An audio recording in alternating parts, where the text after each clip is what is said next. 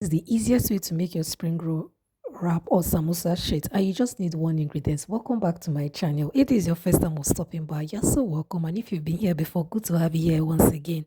We're using 2 cups of flour for this recipe. No salt, no sugar, no other ingredients, and 2 cups of water.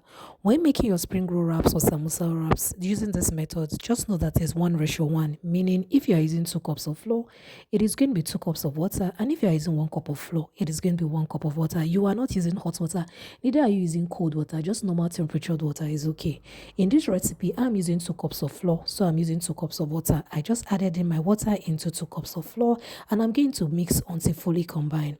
Once you have fully mixed it, you find out that there are lumps, so it is advisable that you sieve so that your spring roll sheet will come out looking fairly fine and okay without having lumps in your batter. Now, after sieving it, I'm going to now set it aside. This is what we get at the end of the day. We are making this spring roll sheet or samosa wrap 2 ways. I'm just going to grease my pan with butter, or I prefer using butter rather than vegetable oil. If you are using non-stick pan, that won't be necessary. But if your pan is not non-stick pan, please grease with butter. It will help your spring roll wrap come out easily while making it.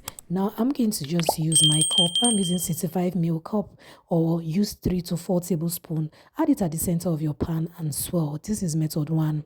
It is advisable you use the same quantity each time so that your spring roll sheet or samosa wrap will come out looking fairly the same in terms of size. After swirling it for like 1 minute gently to make sure that my batter spreads evenly in my pan, and so it should be as thin as possible, I'm going to keep it back on my stove on fairly medium high, and allow it to heat up for like 2 minutes before turning it to the other side. Before you turn it, make sure you check for bubbles. Once you see bubbles coming out of your spring roll sheet, then you turn. If there are no bubbles, you're going to turn it prematurely, and you may pop a hole at the center of your spring roll sheet, or your spring roll sheet may get torn. Now, if your spring roll sheet has hands like this ones, you can use your spoon, whatever you have, and just neatly cut it out to make your spring roll sheet come out neat and fine.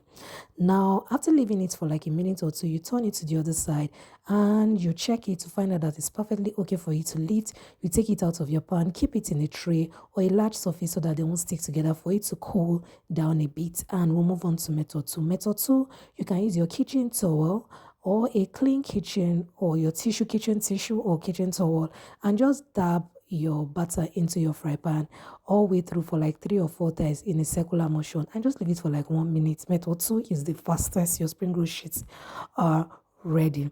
When I'm done with all my butter, this is what I got at the end of the day. This is method 2.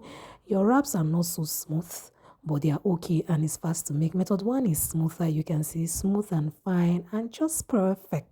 But method 1 takes more time to make.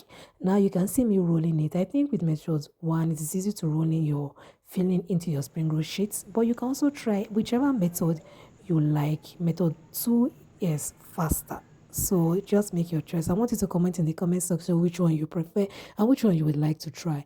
Thank you so much for stopping by my channel. Do like, share, and subscribe, and comment and tell me which of the method you love and you would love to try. Bye bye.